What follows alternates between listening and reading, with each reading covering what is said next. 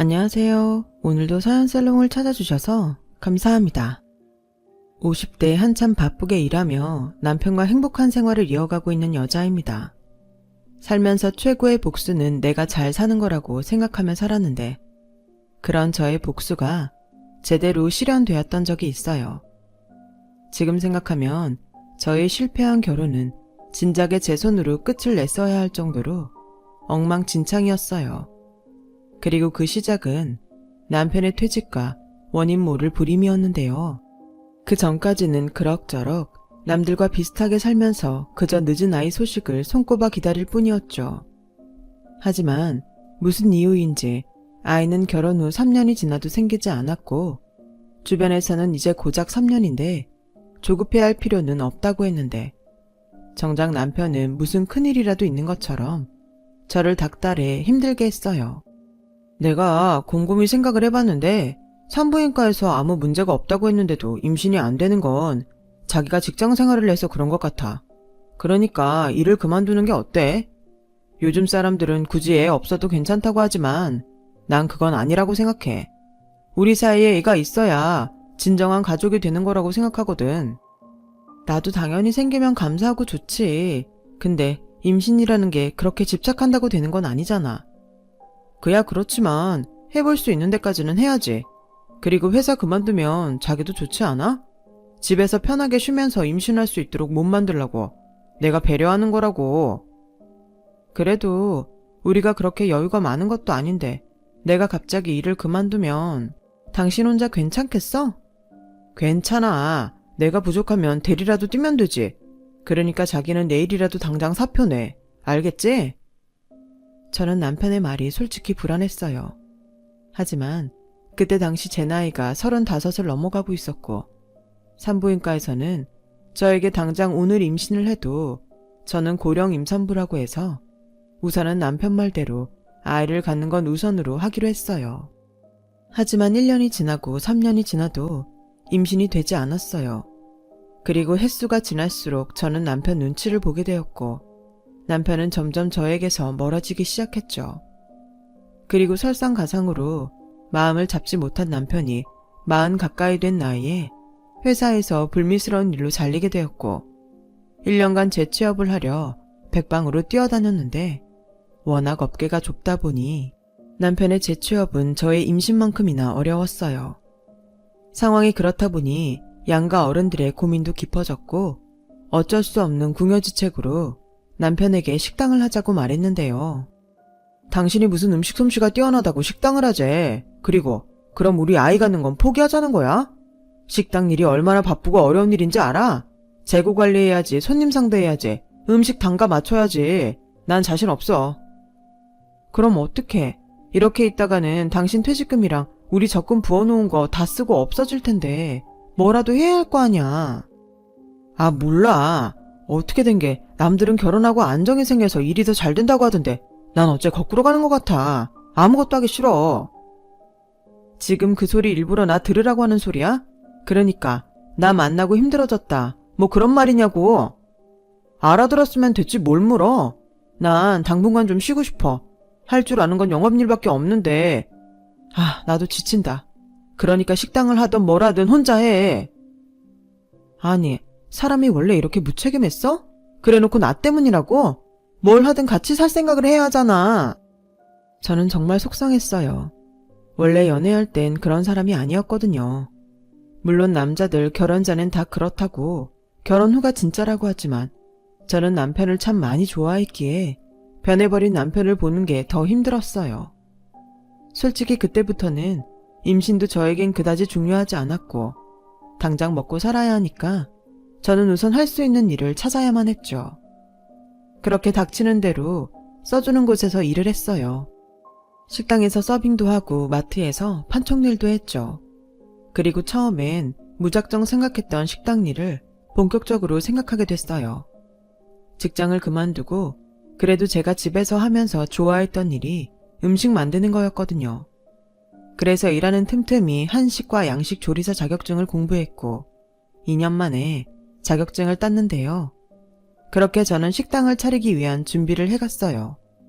그리고 어째 시간이 지나면 지날수록 일할 의욕을 잃어가는 남편을 어떻게든 일어설 수 있게 하고 싶었는데, 그래서 남편의 퇴직금으로 차리는 가게인 만큼 남편 명의로 작은 식당을 오픈하게 되었죠. 당신이 하도 성화를 부려서 하긴 하지만 나한테 일 시킬 생각은 하지 마. 알겠어? 여기 사장은 내가 아니라 당신이야. 주방 일은 내가 도맡아서 할 테니 당신은 홀에서 음식 서빙이랑 계산하고 청소도 해야지. 뭐? 사장이라고 해놓고 지금 그런 잡일을 나더러 하라는 거야? 그럼 어떡해. 우리 형편에 직원을 쓸 수도 없는데. 그리고 당신도 하다 보면 일도 손에 익을 거고 돈 버는 재미에 잘할 수 있어. 당신 영업하면서 사람 상대하는 거 잘하잖아. 내가 왜 잘렸는지 몰라서 그런 말 하는 거야?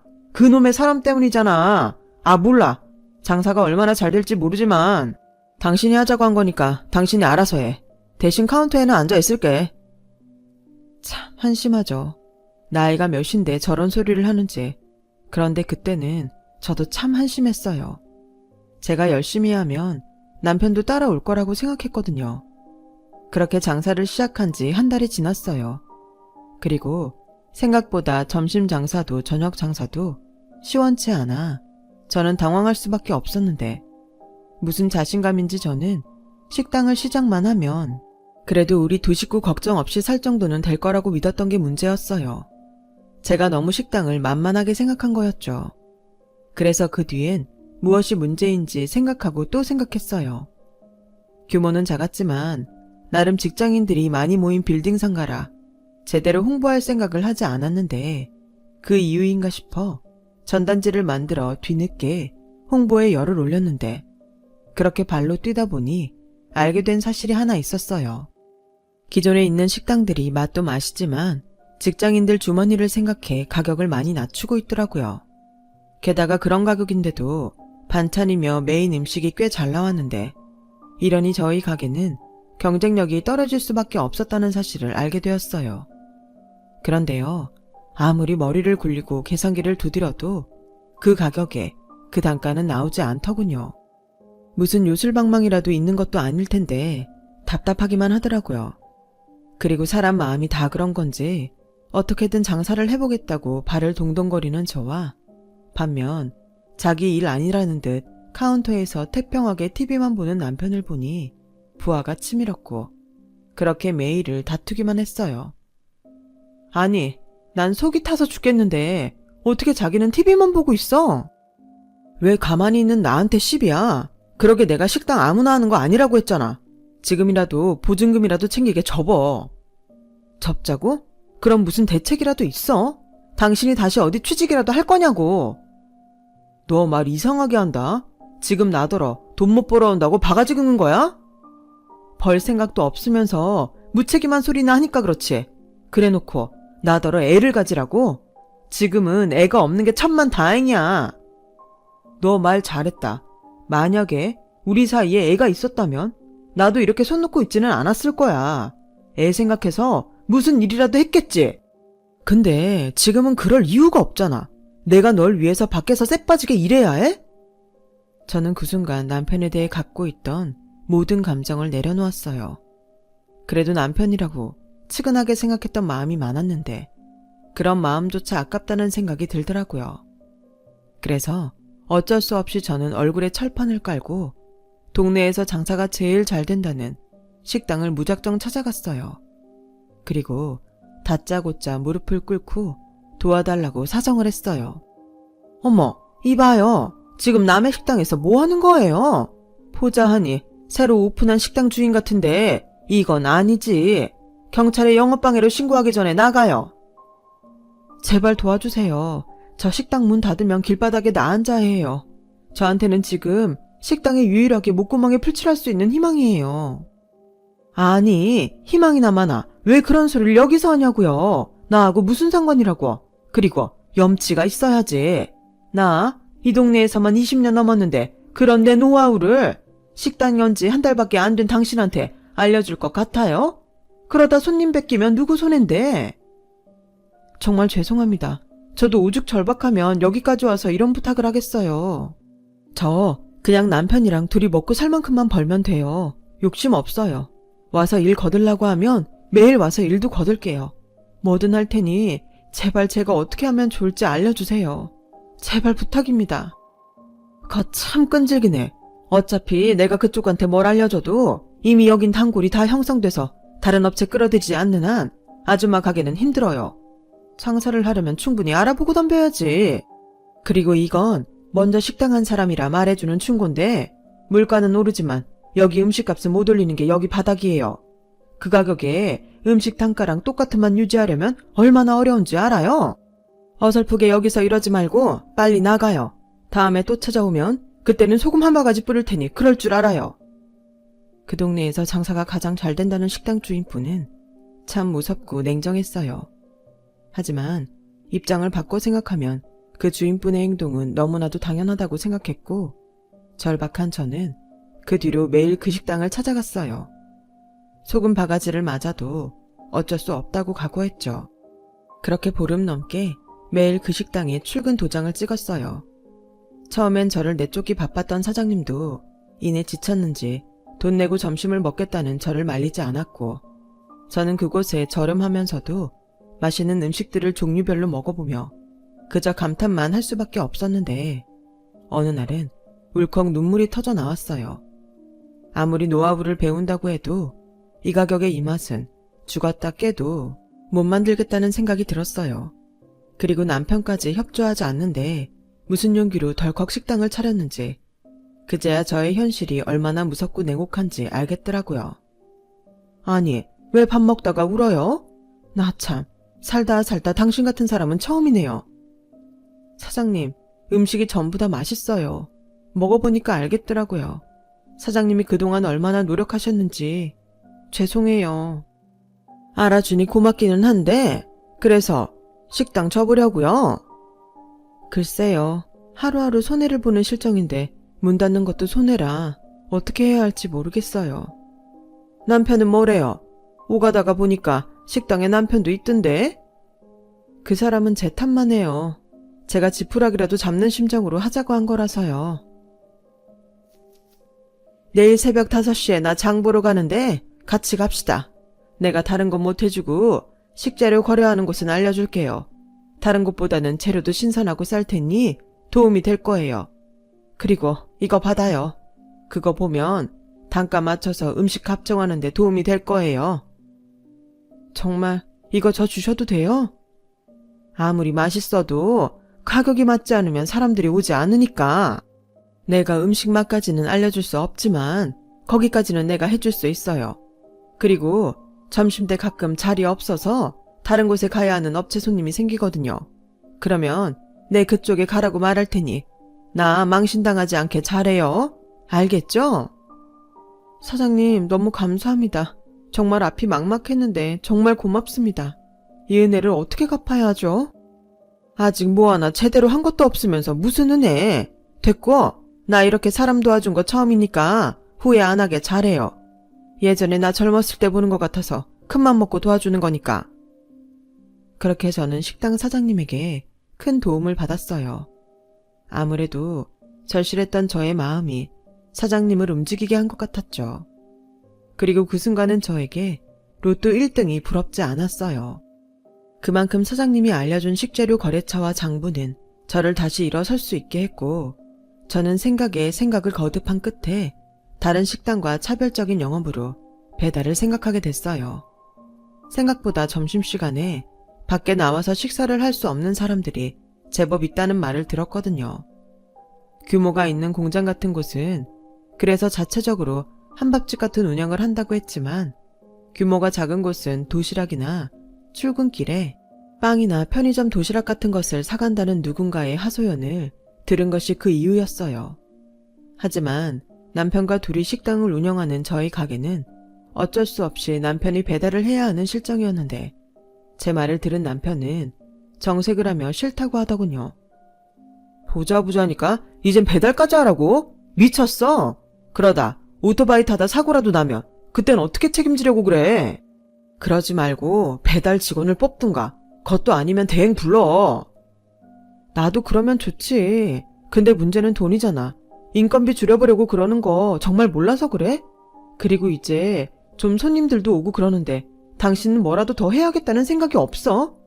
이런 말까지는 안 하려고 했는데 당신 정말 구제불능이야. 뭐? 지금 말 다 했어? 내가 하자는 대로 다 해주니까 내가 우습게 보이냐?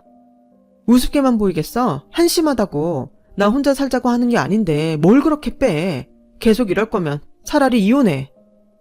살면서 이혼 생각을 안 해본 건 아니었지만 입 밖에 꺼낸 건 그때가 처음이었어요. 그리고 남편은 그 말이 꽤 충격이었는지 그동안 잘만 떠들다가 멍하니 저만 쳐다봤는데 제가 주방에 들어가 큰 소리로 울자 그제야 남편은 마지못해 제가 하자는 대로 따라왔어요. 그리고 정말 감사하게도 저의 예상은 맞아떨어졌고 초반에 홍보 차원에서 무상으로 점심 배달을 해준 업체들이 줄줄이 저희 식당과 계약을 하자고 하는데 가격도 가격이고 음식 맛이 좋다며 오히려 저에게 고맙다며 이런 식당이 그동안 간절했다고 하더라고요. 덕분에 저는 평일은 거의 잠도 못 자고 새벽부터 장을 보고 음식하느라 그야말로 행복한 비명을 지르게 되었는데요. 도저히 저 혼자는 감당이 되지 않았어요. 그래서 고민 끝에 주방 직원, 홀 직원을 각각 한 명씩을 뽑게 되었고 식당은 제가 꿈꾸던 대로 나날이 매출이 올라가더군요. 그렇게 오로지 식당만 생각하며 살다 보니 7년이란 시간이 흘렀어요. 그 사이 작지만 저희 식당은 저에게 도움을 준 사장님이 식당 다음으로 잘 되는 가게가 되었고 돈도 제법 벌어 빚도 갚고 대단지 아파트로 이사까지 가면서 보람 있는 행복한 시간을 보낼 수 있었는데 득이 있으면 실이 있다고 전부터 조금씩 눈에 거슬렸던 남편의 행동이 결국엔 문제를 일으키고 말았어요. 에란씨, 그렇게 일만 하지 말고 여기 와서 좀 쉬어요. 내가 커피도 타왔어요. 프림 둘, 설탕 둘 맞죠? 아직 점심때 되려면 멀었는데 뭘 지금부터 그렇게 열심히 하고 그래요. 내가 사장인데 안 그래도 돼요. 어차피 음식은 주방에서 하는 거니까. 에이, 사장님은 참.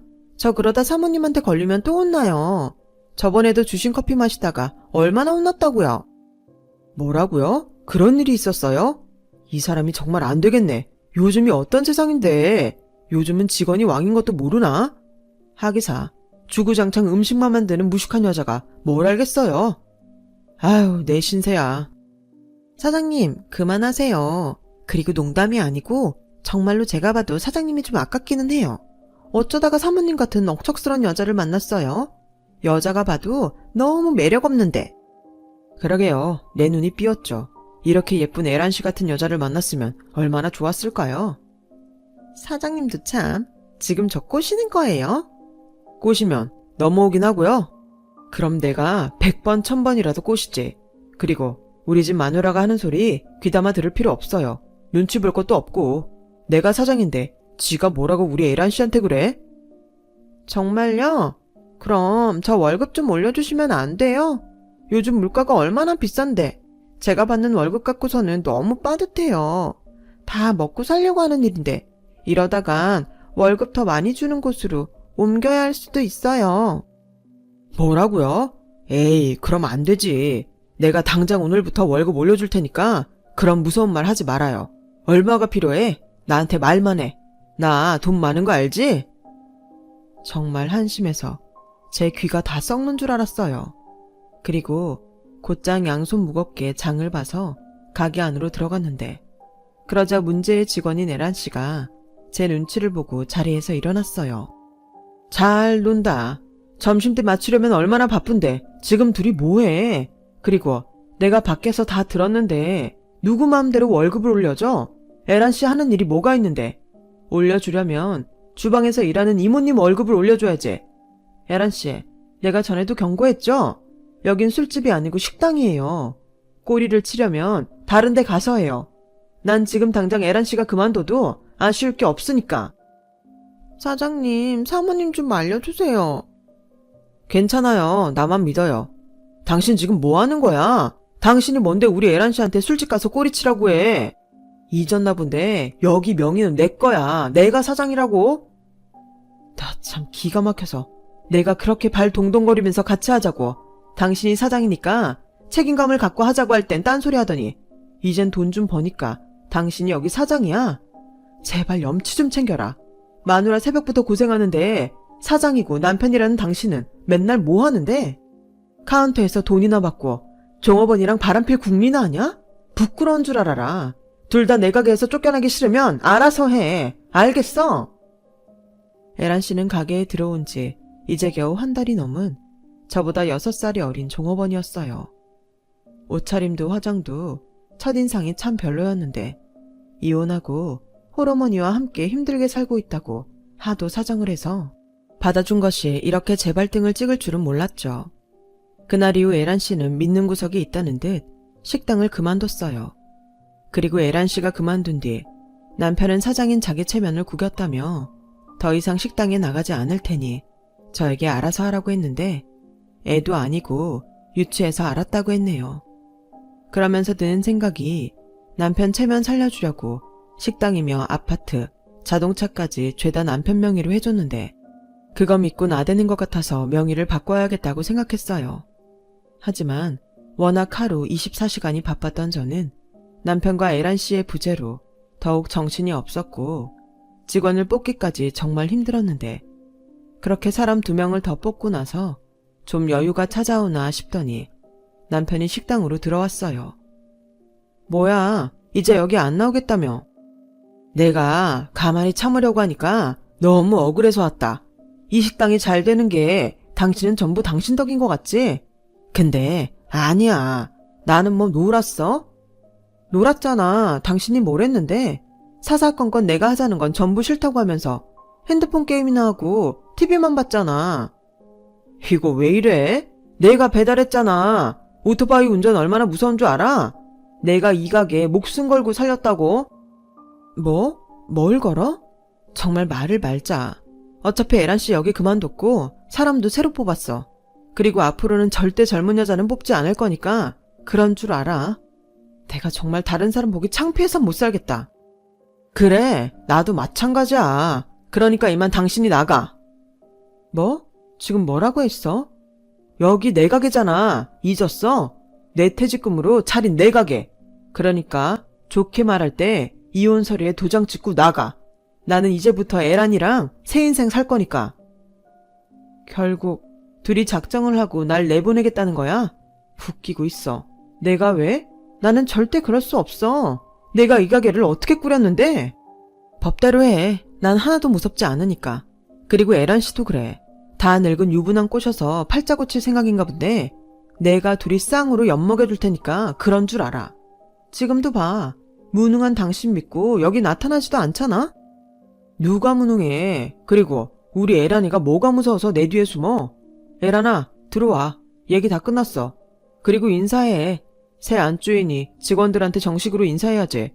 그리고 오늘부터 우리 에란이는 카운터에서 편하게 앉아있어.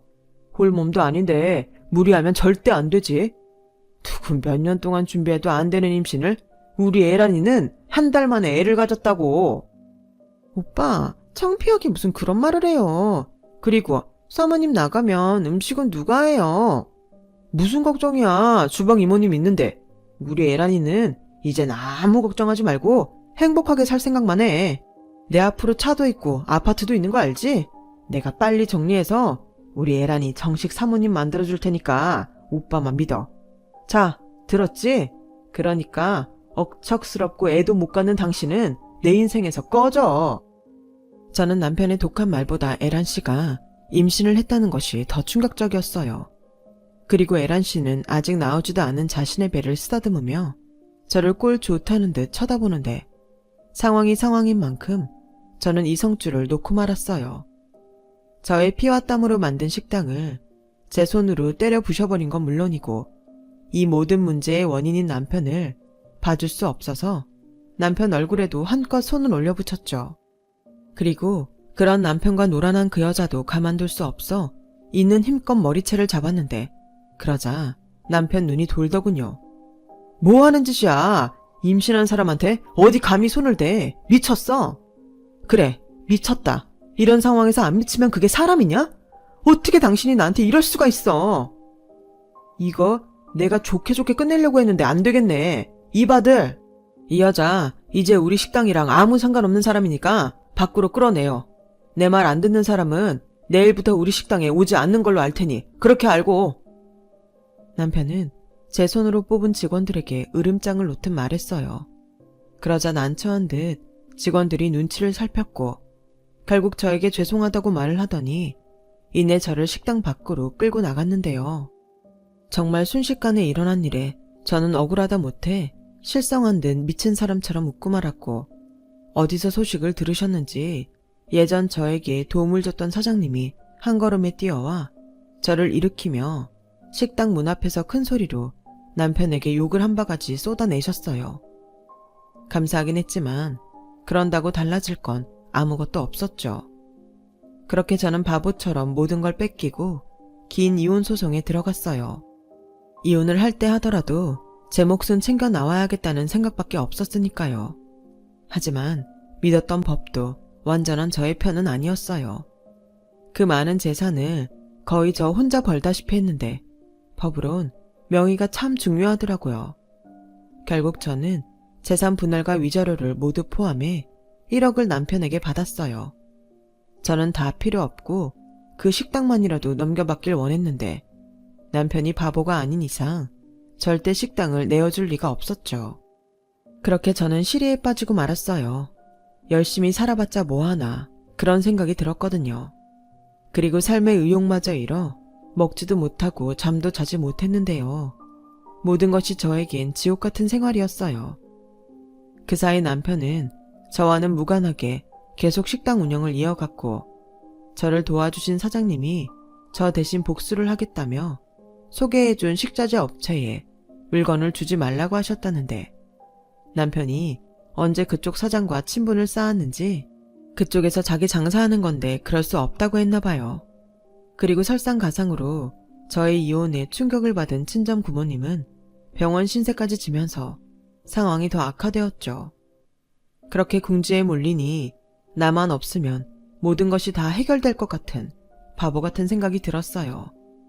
하지만 한편으로는 이렇게 끝내고 싶지 않다는 생각도 했던 저는 길을 잃고 1년 넘게 친정에도 가지 못하고 방황했는데요. 머릿속에 오로지 남편과 그 여자에 대한 복수만 생각하던 제 자신이 불쌍했어요. 어차피 행복한 결혼 생활도 아니었고 남편에 대한 미련도 없는데 이렇게 된 거 이제라도 만족스러운 생활을 하면 좋겠다는 생각을 하게 되었죠. 그런데요. 그렇게 조금 일어나려고 힘을 내고 있는데 남편이 불쑥 저를 찾아와 말도 안 되는 소리를 하더군요. 저기 잘 지냈어? 나 때문에 많이 힘들어한다며.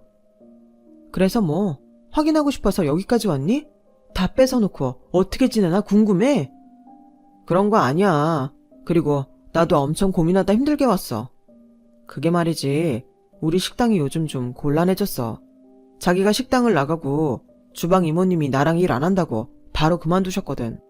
그래서 음식 맛이 변했다고 말이 돌았는데 그래도 어떻게든 고비를 넘기면서 운영을 했었거든. 근데 업체들이 재계약을 안 하겠다고 해서 우리 애란이가 난리도 아니야. 당장 갓난아기도 있는데 수입이 줄게 생겼으니 불안한가 봐. 그래서 뭐 본론이 뭔데? 그게 있잖아.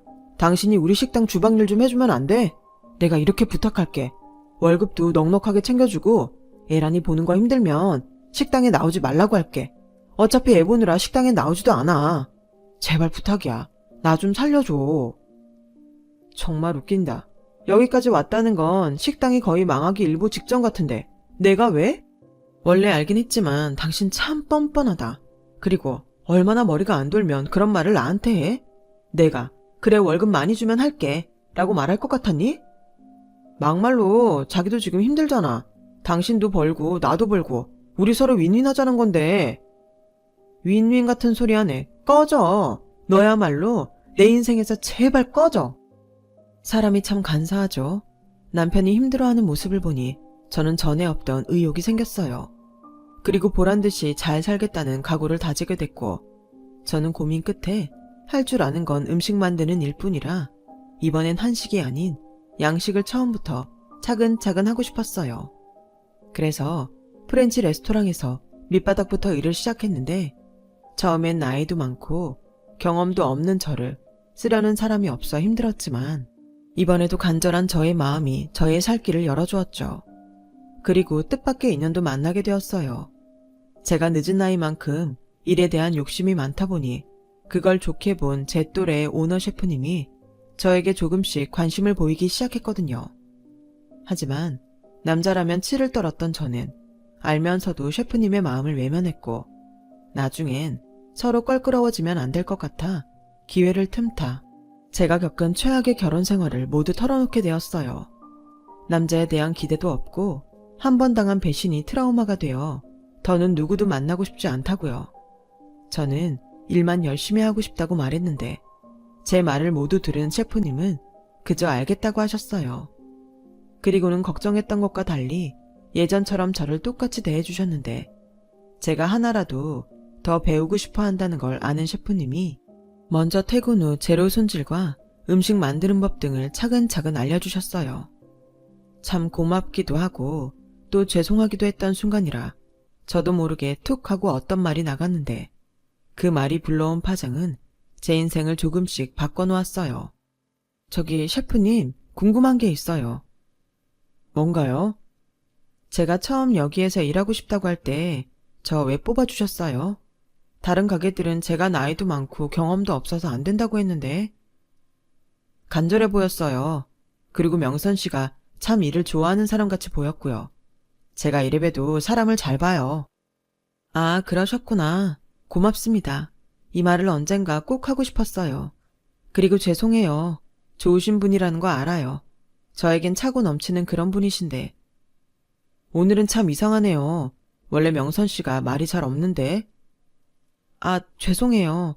고맙고 또 죄송해서 그만. 말이 나온 김에 나도 얘기 하나 해도 돼요? 배신당했다고 했죠? 나도 그랬어요. 이 레스토랑 전에 가게를 같이 했는데 젊은 셰프랑 바람이 났더라고요. 그리고 다 뺏기고 버려지듯 이혼당했어요. 그래서 명선 씨 기분 아주 잘 알아요. 정말요? 그런 경험이 있으신 줄 몰랐어요. 당연하죠. 지금도 저희 부모님 말고는 아무도 몰라요. 내가 말을 안 했거든요. 이젠 명선 씨가 유일하겠네요. 왜 저한테는 그렇게 잘해주세요? 좋아하니까요. 명선 씨가 남자는 질색이라고 해서 더는 손 내밀 수 없지만 좋아하는 마음은 자유잖아요. 저는 지금도 그때의 그 기분을 잊을 수가 없어요. 두 번 다시 내 인생에 남자는 없다고 생각했는데 사람의 마음이 이렇게 줏대가 없다는 걸 그때 처음 알았죠. 그렇게 저는 머리와 가슴이 다르게 살았어요. 자꾸만 셰프님에게 가는 마음을 아닌 척하고 일을 했는데 결국 정신이 딴 데 팔려 그런지 칼에 손이 베이는 사고를 치고 말았고, 음식하는 사람이 칼에 손 베이는 일은 그다지 대수롭지 않은 일이라 알아서 응급조치를 하고 있는데 반쯤 넋이 나가서 저를 찾는 셰프님을 보고 더는 이 남자를 밀어낼 수 없겠다는 생각을 하게 됐어요. 그렇게 저는 새로운 인연으로 다시는 없을 것 같은 사랑을 받는 여자가 되었어요. 비밀로 연애를 이어가는데 이게 참 스릴 있고 재밌더라고요. 그리고 직원들이 모두 퇴근한 후 남자친구인 셰프에게 음식 대접을 받을 때는 이 순간이 영원했으면 좋겠다는 꿈을 꾸기도 했었죠. 그렇게 2년의 비밀 연애 끝에 저와 셰프님은 인생에서 두 번째 결혼식을 올렸어요. 그렇게 남편이 된 셰프님에겐 안타깝게도 가족이 미국에 사는 할머니 뿐이셨는데요. 남편이 행복하면 어떤 것도 상관없다며 저에게 가족이 된 걸 환영해 주셨어요. 어찌나 감사한지 저희 부모님도 고맙다며 눈물을 흘리셨네요. 그리고 연애를 하면서도 모르고 있었는데 남편은 집은 물론이고 건물까지 있는 꽤 재력가였고 저에게 이 사실을 알리면 부담스럽다며 도망갈 것 같아 말하지 못했다고 했는데 솔직히 돈 싫어하는 사람이 어딨겠어요. 하지만 얼떨떨한 그 기분은 도무지 숨길 수가 없더군요. 그래도 확실한 건 그 돈은 남편이 힘들게 노력해서 번 돈이라는 것이었어요. 저는 그런 남편의 재력이 아닌 성실함에 또 한 번 반했고 무조건 그 사람에게 도움이 되는 아내가 되고 싶다고 생각했는데 그런 저의 마음이 남편에게 잘 전달이 되었는지 저희 둘은 하루하루가 감사하고 행복하기만 했어요. 그러면서 자연스럽게 전 남편과 있었던 억울함도 보상받듯 떠올리지 않게 되었고 복수 생각도 사라졌는데요. 그렇게 5년이 흐르면서 저와 남편은 늦은 나이였지만 아이까지 낳게 됐어요. 그동안 저는 제가 불임이라고 생각했는데 그게 아니더라고요. 이유가 어쨌든 저는 기다리던 아이 소식에 남편의 권유로 당분간은 일을 쉬고 태교에 전념하기로 했는데 사람의 인연이란 알 수가 없다고 오랜만에 찾은 남편의 레스토랑에서 저는 뜻밖의 사람을 만나게 되었죠. 그 사람은 바로 저를 비참하게 짓밟은 전 남편이었는데 지금의 저의 남편이 일을 하는 레스토랑 건물의 청소를 맡은 인력업체 사람이 되어 있더군요. 자기야, 몸도 힘든데 여기까지 뭐하러 왔어? 집에만 있으니까 너무 답답하고 심심해서.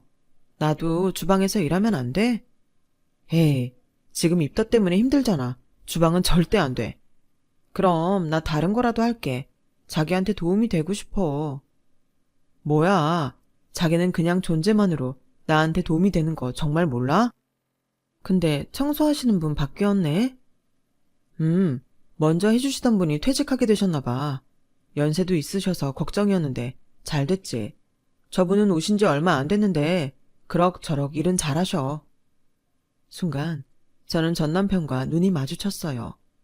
아무래도 저의 등장과 예상치 못한 저의 모습에 많이 놀란 듯 입이 떡 벌어져서는 사색이 되어 저를 쳐다보는데 이내 자기 꼴이 창피했는지 도망치듯 자리를 피했어요.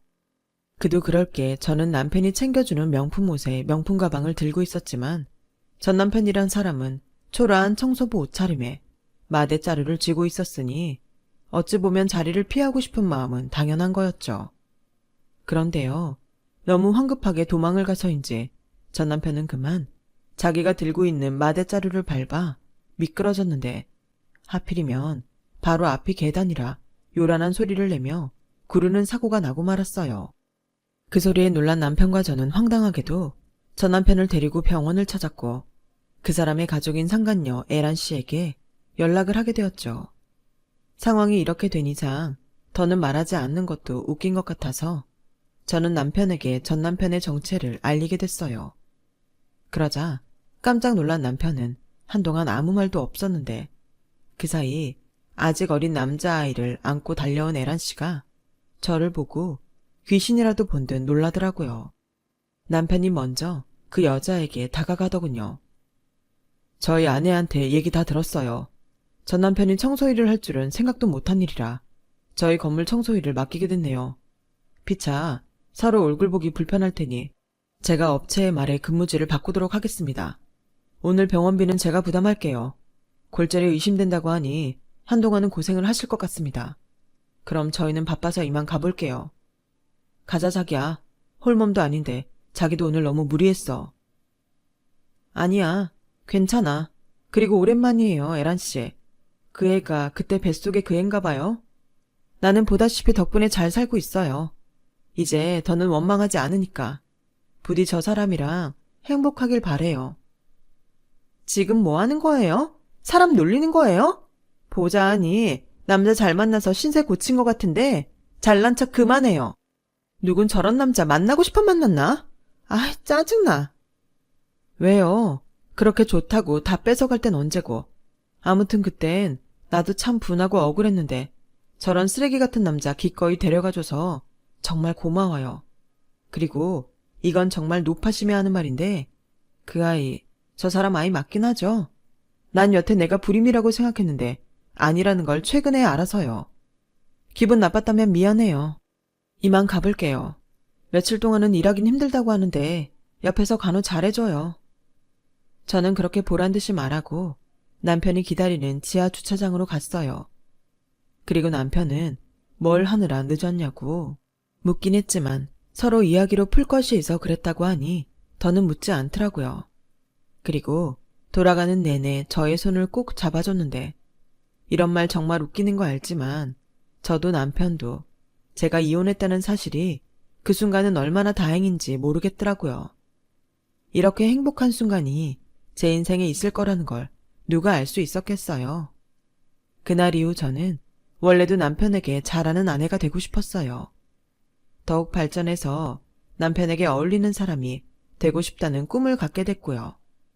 비록 태교 때문에 일을 놓고 있었지만 언젠가는 남편과 나란히 레스토랑 하는 꿈을 갖게 됐는데요. 출산 후 예쁜 딸아이를 낳은 저는 저의 꿈을 이루기 위해 육아는 물론 레시피 개발 등을 비롯한 노력을 게을리하지 않았고 제 나이 50을 넘기면서 그토록 바라던 꿈을 이루게 되었어요. 주방일이라는 게 때론 위험도 따르는 일이라 전쟁을 방불케 하기도 하지만 그렇게 완성된 요리를 손님에게 내갈 때 느껴지는 그 희열이 저를 계속 또 다른 꿈을 꾸게 하는 건지도 모르겠어요. 이제와 생각하면 모든 것이 다 거짓말 같아요. 제가 이혼하고 재혼을 하게 된 것도 그렇고 예쁜 딸을 낳고 지금은 한식이 아닌 레스토랑에서 스테이크를 굽고 파스타를 만들다니 그저 신기하기만 하니까요.